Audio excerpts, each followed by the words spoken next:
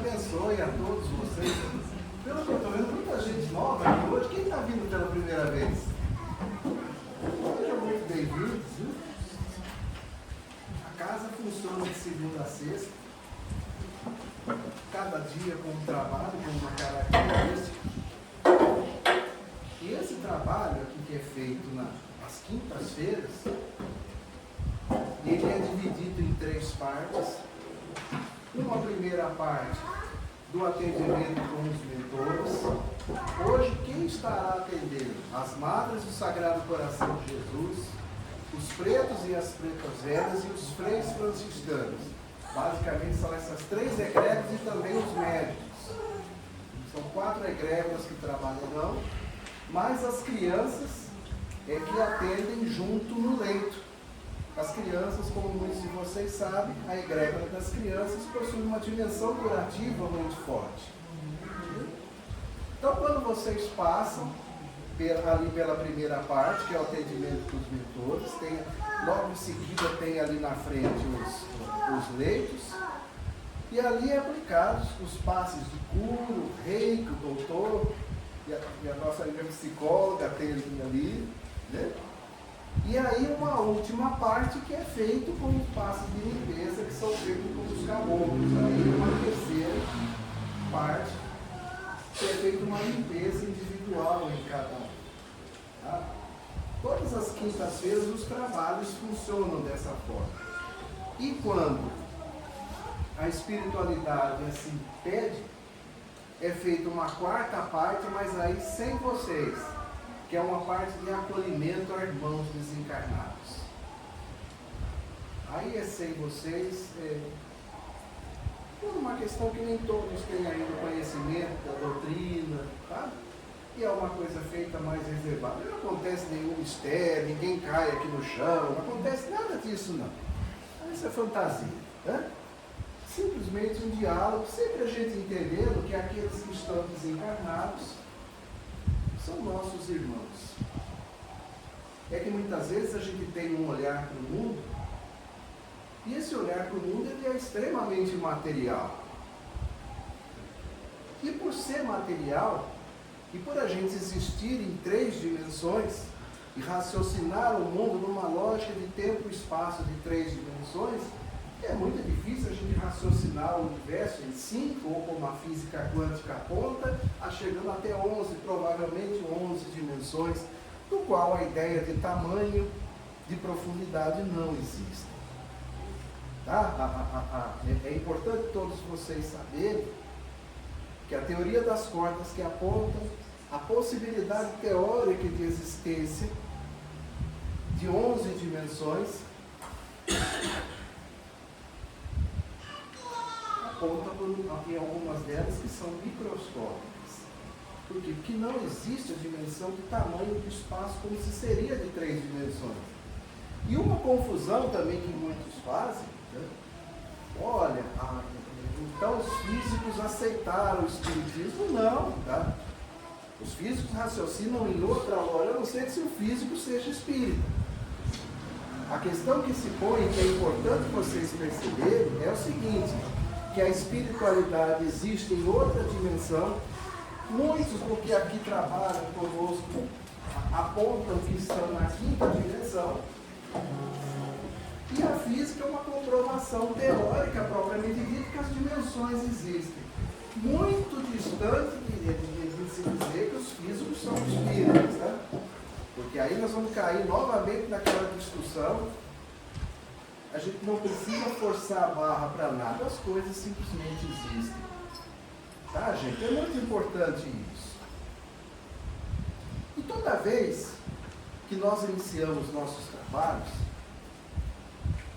a gente faz uma breve reflexão sobre temas relativos à espiritualidade. Como vocês podem ver, os trabalhos de quinta-feira, eles são trabalhos espiritualistas.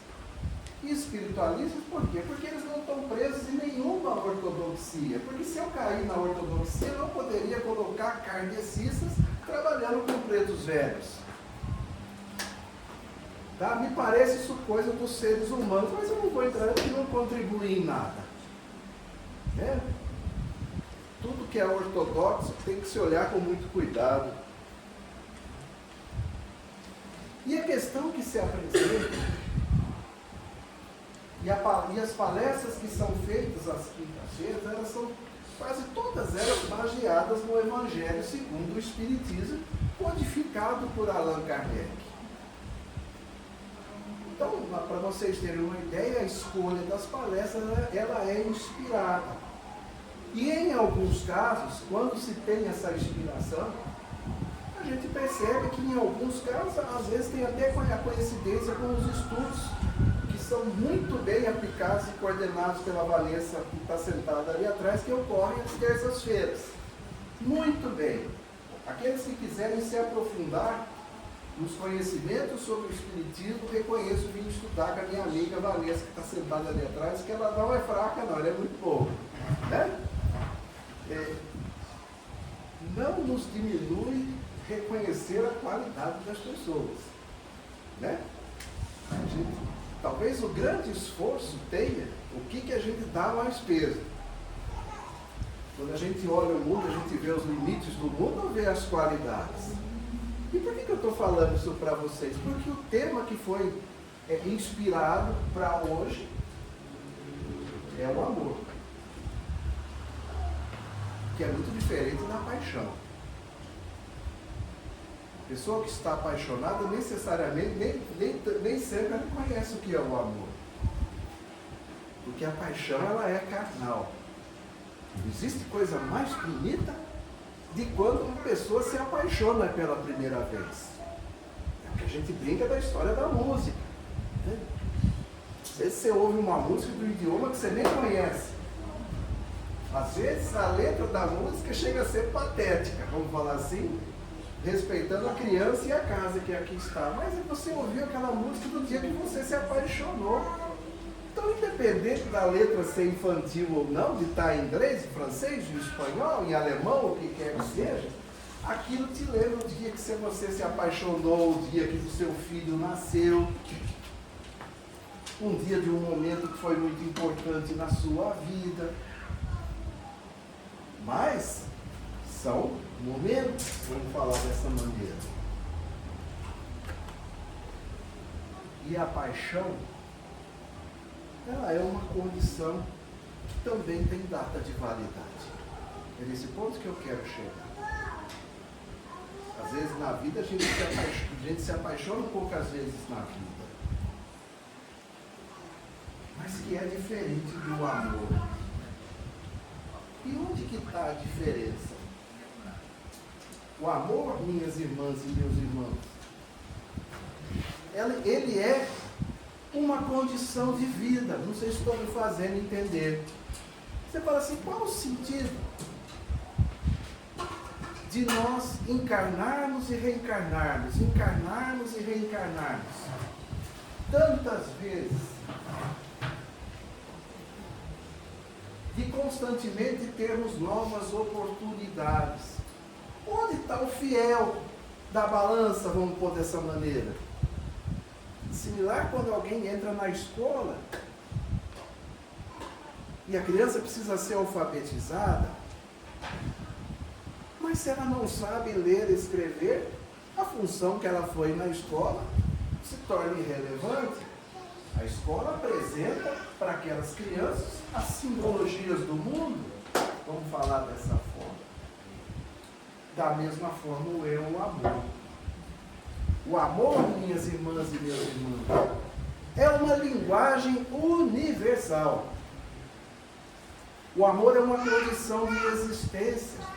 O amor é uma condição de vibração. Por isso que o amor se difere da paixão. Porque cada pessoa, dentro da sua condição emocional, e não se deve julgar ninguém, tem pessoas que se apaixonam e desapaixonam, se apaixonam e desapaixonam. E não é só naquele ou naquela que está perto dela, nas condições da vida. É o jeito da pessoa e tem que ser respeitado. O amor não. O amor ele é uma condição propriamente dito que não tem como mais você voltar atrás. É a mesma coisa quando uma criança aprende a ler e a escrever. ela não vai chegar para você e falar assim, olhe só uma coisa, eu esqueci. Não. Aprendeu a ler e a escrever, pode ser mais rápido, pode ser ou não. Aquilo é algo que está inserido dentro dela. E todos nós, minhas irmãs e meus irmãos, caminhamos para a compreensão da nossa existência. Caminhamos para a compreensão maior dos significados, das simbologias que estão na nossa vida. E o que nos faz crescer? O amor. Infelizmente, no mundo que nós vivemos hoje, e Rubens vai entender bem o que eu vou falar aqui agora, se confunde com aqueles que cultivam o amor com o seu povo, porque o nosso mundo está tão barbarizado que acha que uma pessoa que tem como ponto de partida olhar as outras e ver as coisas boas, que ela é ingênua. Vocês já perceberam isso? Por quê? Porque os valores são totalmente invertidos. O mundo está brutalizado, masculinizado no seu sentido psicológico, você conhece 1 milhão de vezes mais do que eu, e humildemente te falo isso. Tanto é que as pessoas tentam comover as outras pelo grito, imitando lá atrás o que os gregos diziam do cinismo grego, que é uma corrente da filosofia que falava assim, como que você convence o outro? Pelo grito. Olha, o mundo precisa de disciplina. Olha, esse é o tal. Esse é bravo. Como se a braveza significasse alguma coisa. E a gente vê no caminhar da vida que aqueles que se dizem bravos nas situações difíceis são os primeiros que correm, tá? E aí acabam passando vergonha em situações na vida. Porque por mais que a pessoa se diga brava no seu sentido, sempre tem alguém que é mais bravo do que ela, isso desde que a gente é criança. O valentão ou a valentona sempre tem alguém que a desbanca. Mas quando a gente vai por esse caminho, e é nesse ponto que eu quero chegar, a gente acaba se desviando do caminho do crescimento. Vocês estão me entendendo, minhas irmãs e meus irmãos? E isso eu falo aqui, não só para nós simples encarnados que estamos na caminhada e muito longe ainda, porque se tivesse mais perto aqui a gente não estaria. Não. Nós estamos muito longe. Mas o caminho a seguir é o caminho da gente cultivar no nosso coração o amor, cultivar no nosso coração o perdão, cultivar na nossa vida, colocar flores,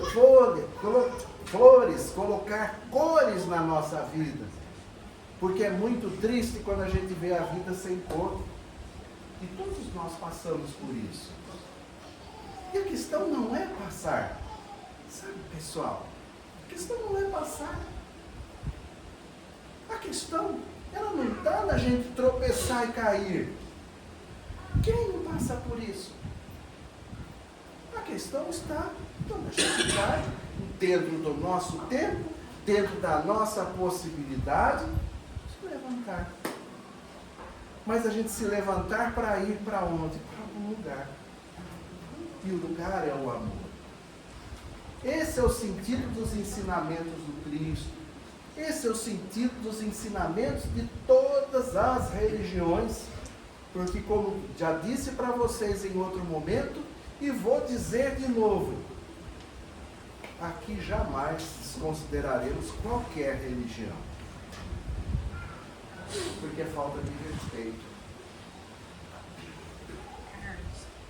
Eu estava lendo um texto ontem que estava falando a respeito disso que você está dizendo, sobre a linguagem não verbal do amor.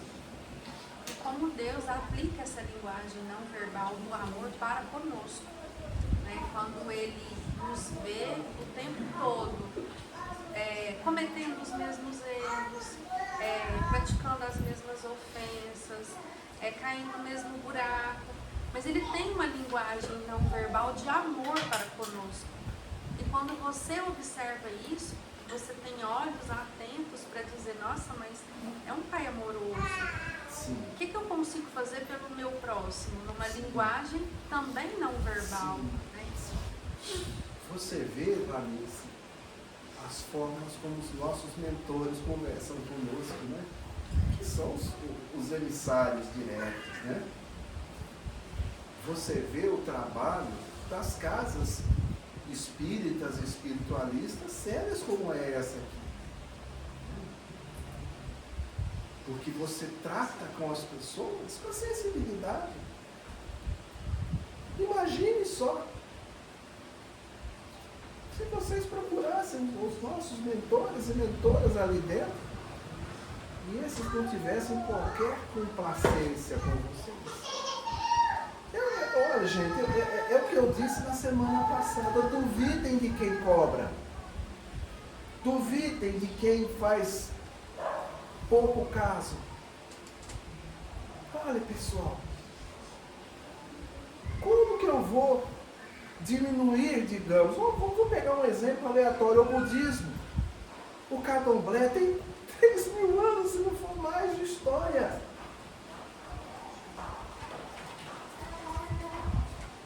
Entender a cultura dos homens e das mulheres negras que chegaram ao Brasil.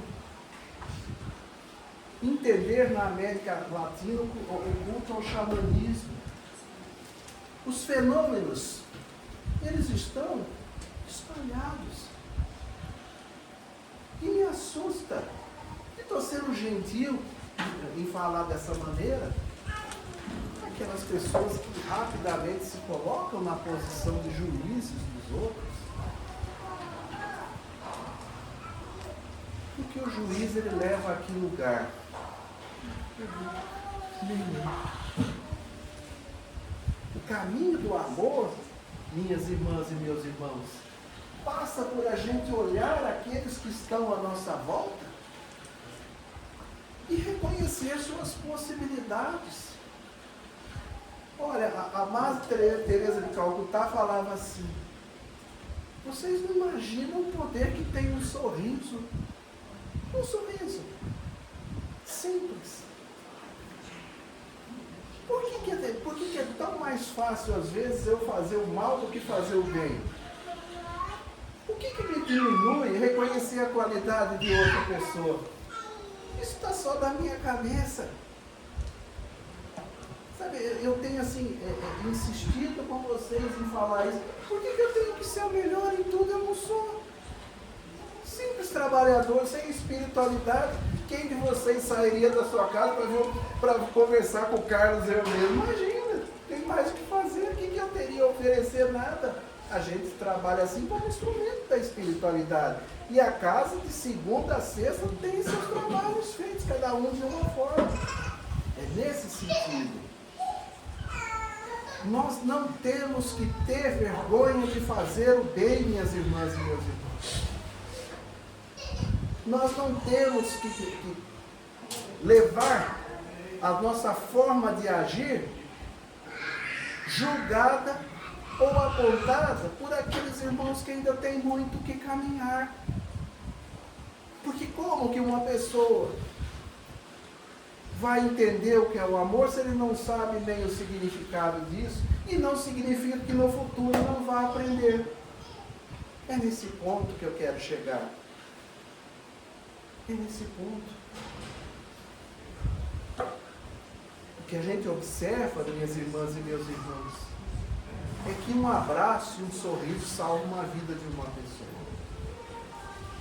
É muito bacana. Você olhar para uma pessoa e falar assim: puxa, mas que bacana, eu te admiro. Qual é o problema? Te diminui? Diminui nada, gente. Qual é o problema? Ou é jogo, a não ser que seja jogo de futebol, né? Se for jogo de futebol, eu tenho que ganhar do outro. Mas não existe competição. Existe dar as mãos. É isso que os mentores que trabalham aqui na quinta-feira e nos outros dias também, nas suas formas diversas de atendimento, que ajudam centenas de pessoas, fazem. Estender a mão para quem precisa, cantando a melodia maior que existe no universo, ou seja, a melodia do amor. Esse é o grande desafio para nós, encarnados que aqui estamos, e as centenas para diminuir um pouco, talvez os milhares de desencarnados que aqui estão. Que Jesus abençoe a todos vocês. Tenham em mente, tudo vai dar certo no seu devido tempo. O tempo nosso não é o mesmo tempo do tempo de Deus. Mas o fato de ser diferente não significa que Deus nos abandonou.